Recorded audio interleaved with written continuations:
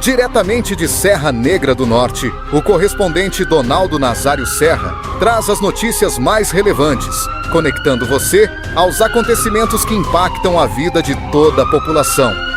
A barragem Dinamarca, reservatório hídrico que abastece a cidade de Serra Negra do Norte, atualmente apresenta uma situação bastante adversa no que se refere ao fornecimento de água à população. Construída no início do ano de 1998, com capacidade em armazenar 3 milhões de metros cúbicos de água, o objetivo do manancial é atender à demanda da população com a finalidade de suprir a falta de água nesta cidade. A barragem foi construída no leito do rio Espinhara, que nasce no sertão da Paraíba. Em outubro do ano passado, o reservatório apresentava uma cota de 94,59, volume de 1.037.750 metros cúbicos de água em sua totalidade máxima. Já em outubro deste ano, um ano depois, a barragem encontra-se com uma reserva de água em 402,675 metros de cúbico de água, o que representa 14,78% a menos entre os anos de 2024 a 2025. Além do reservatório hídrico que abastece a cidade de Serra Negra do Norte, o município ainda dispõe de 10 mananciais submersas, construídos barragens submersas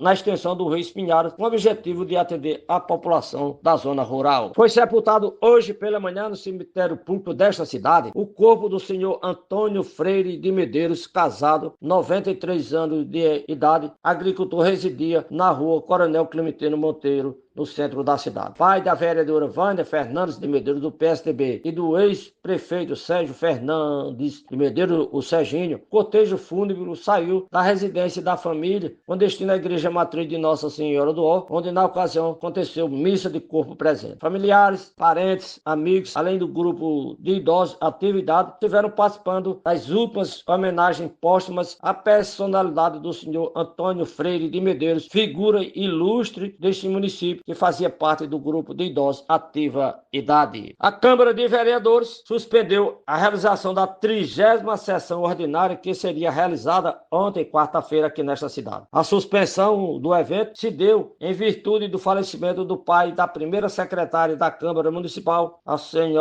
vereadora Vânia Fernandes de Medeiros. A pauta da 30ª sessão ordinária ficou assim oficializada para a próxima sessão na quarta-feira, dia 12 de novembro. E a Prefeitura Municipal emitiu nota de pesar, manifestando assim pesar em virtude do falecimento do senhor Antônio Freire de Medeiros, pai do ex-prefeito Sérgio Fernandes de Medeiros, o Serginho, e da vereadora Vânia Fernandes de Medeiros. Por ordem do Executivo Municipal, fica assim hasteada a meio mastro a bandeira oficial do município no Centro Administrativo Giovanito Pereira de Brito, decretando luto oficial por 3 dias, conforme decreto número 727, de 5 de novembro de 2025. De Serra Negra do Norte, Donaldo Nazário Serra. Agora, fique com o editorial da notícia.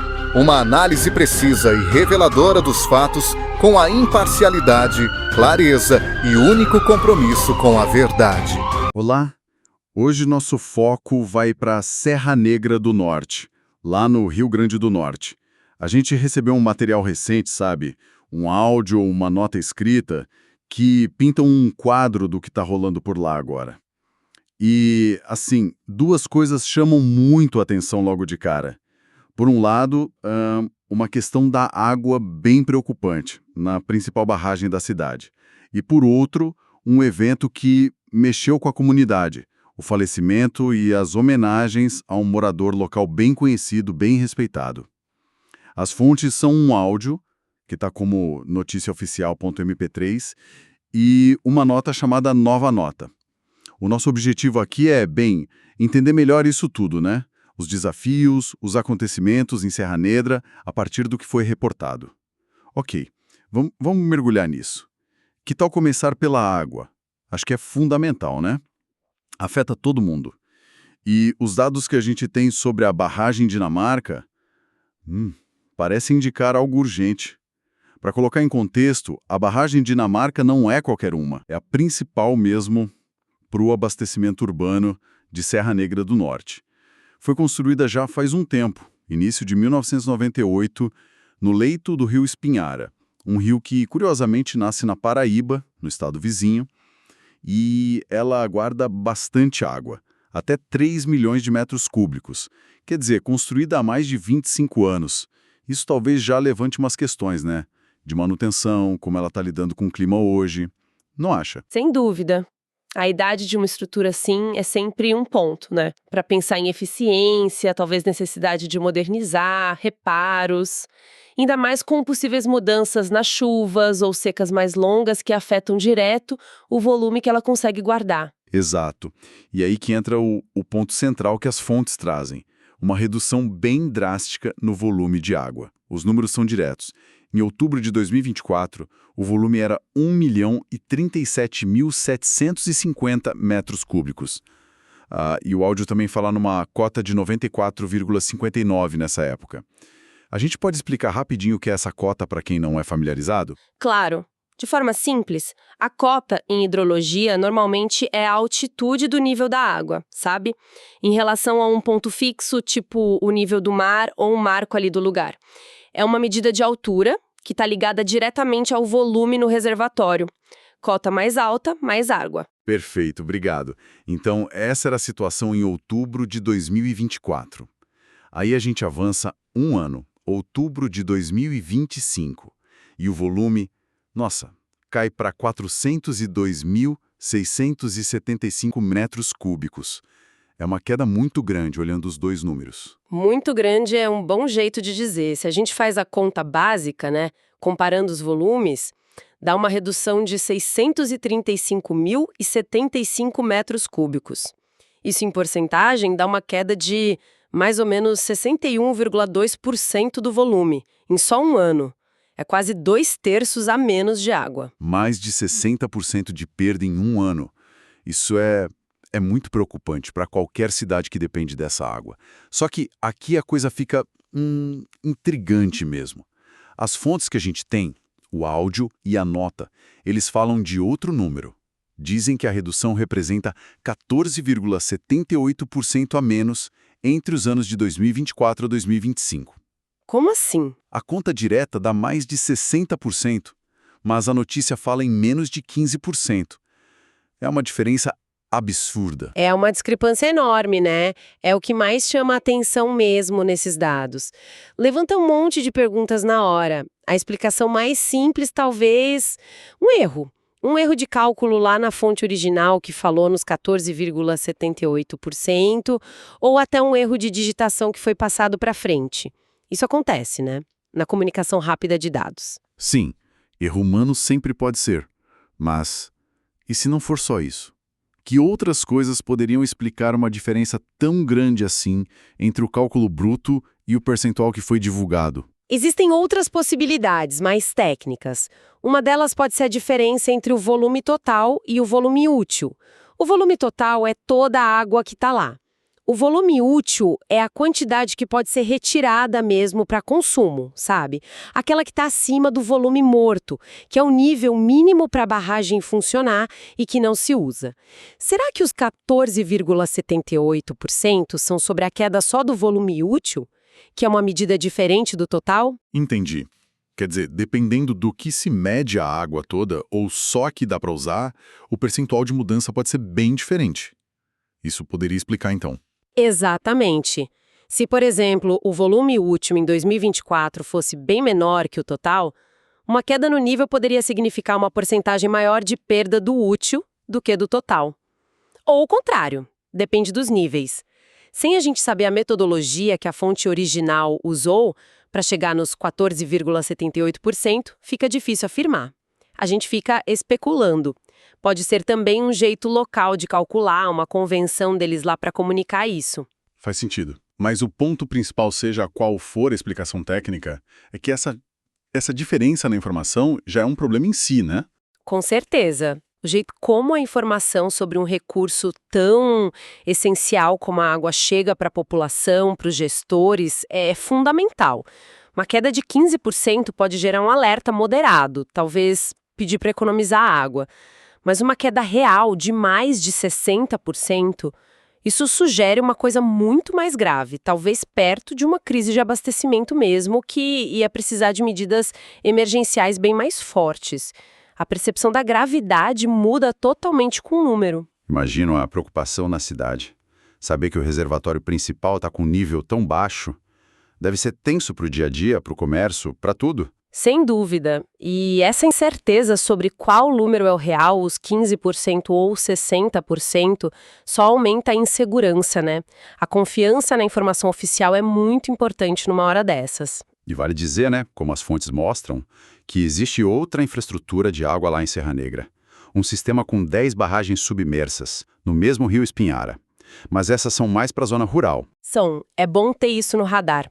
Mostra que tem outras fontes, mas o foco da preocupação e dos dados que a gente viu, tá claro que é na barragem Dinamarca, que garante a água para a maior parte do pessoal na cidade. A situação dessas barragens menores seria outra coisa para ver, mas a queda grande no reservatório principal é o que domina o que foi reportado. Ok, essa parte da água é técnica, complexa, com dados que levantam mais perguntas do que respostas claras sobre o percentual exato da queda, mas com uma indicação forte de um problema sério.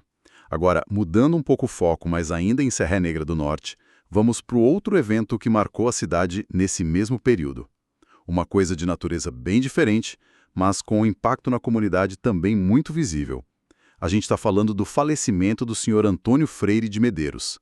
As fontes que a gente analisou dão bastante atenção para ele e para a repercussão da morte dele. Ele faleceu com 93 anos, uma idade bem avançada. Era agricultor, uma figura conhecida, morador ali da Rua Coronel Clementino Monteiro, no centro da cidade. E as fontes descrevem ele de um jeito que mostra o lugar dele na comunidade. Figura ilustre, participava do grupo de idosos Atividade. Isso já dá uma pista, né? Que não era um cidadão qualquer, mas alguém bem integrado na vida social ali. A vereadora Vânia Fernandes de Medeiro, do PSDB, que é a primeira secretária na Câmara, e também pai do Sérgio Fernandes de Medeiro, que já foi prefeito da cidade, o pessoal conhece como Serginho. Essas conexões com a família são Cruciais para a gente entender o impacto que a morte dele teve. Em cidades menores, é muito comum esses laços de parentesco e as redes políticas se misturarem, sabe? E a importância de uma família acaba refletindo em vários pontos da vida local.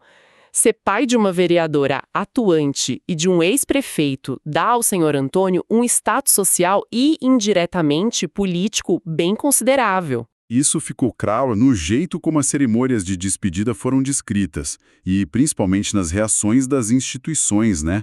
O relato fala do sepultamento no cemitério público, do cortejo fúnebre saindo da casa da família até a igreja matriz de Nossa Senhora do Ó, onde teve missa de corpo presente.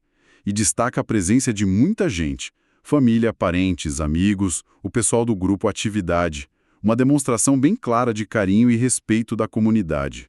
Com certeza. Mas o que realmente mostra a importância do senhor Antônio e, por tabela, da família dele, são as ações que as instituições públicas da cidade tomaram. Se a gente conecta isso com o quadro geral, percebe como a perda de uma pessoa reverbera na estrutura toda. Como assim? Que ações foram essas? As fontes falam de duas ações principais. Primeiro, na Câmara de Vereadores.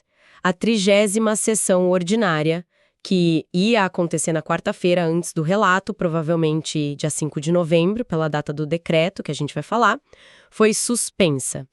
O motivo, claro, foi o falecimento do senhor Antônio, por ele ser pai da primeira secretária da Câmara, a vereadora Vânia. O que ia ser discutido foi adiado para a sessão seguinte, uma semana depois, dia 12 de novembro. Suspendeu uma sessão inteira da Câmara por causa do falecimento do pai de uma vereadora? Isso realmente mostra o peso da situação e o respeito institucional, né? Exatamente. É um gesto formal, mas que tem impacto prático na agenda da cidade. E a segunda ação veio da prefeitura. Emitiram uma nota oficial de pesar, o que é normal, mas além disso decretaram luto oficial de 3 dias em todo o município. Isso está no decreto número 727, de 5 de novembro de 2025. E, como parte do luto, a bandeira do município ficou a meio mastro lá no centro administrativo, que se chama Geovanito Pereira de Brito. Luto oficial de 3 dias, bandeira meio mastro. São símbolos fortes mesmo. Muito fortes. Essas reações oficiais, suspender sessão na Câmara, decreto de luto do Executivo, nota formal, o símbolo da bandeira, não acontecem por qualquer falecimento. Elas indicam claramente o status elevado do Sr. Antônio e a influência ou respeito que a família dele tem na estrutura política e social de Serra Negra do Norte. Mostra que a perda foi sentida não só no nível pessoal e da comunidade, mas também mexeu com o funcionamento formal das instituições. Fica claro, então, que ele era mais que um agricultor idoso, era uma peça reconhecida ali no tecido social e político da cidade, pela história dele e pelos filhos. Precisamente. Aquela descrição de figura ilustre ganha muito mais força quando a gente vê essas repercussões institucionais. Então vamos tentar juntar essas duas pontas. De um lado, temos essa questão crítica da barragem Dinamarca, com números preocupantes e uma comunicação meio confusa sobre o tamanho real da queda na água. Do outro, a cidade vivendo luto por uma figura importante, um evento que mobiliza a comunidade e até para a agenda política normal.